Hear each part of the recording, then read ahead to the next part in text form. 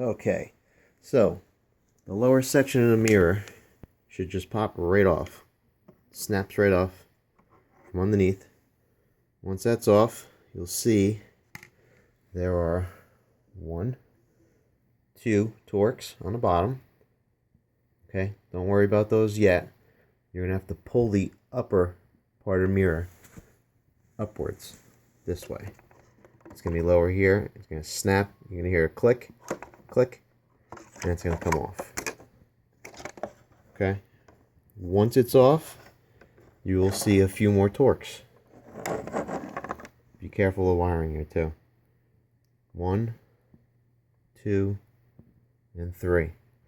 Okay. Once those are off, basically this whole assembly comes right off. Whole back.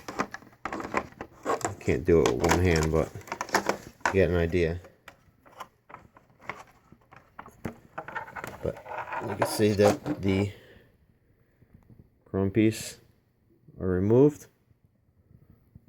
Nothing there. No tabs broken. No nothing.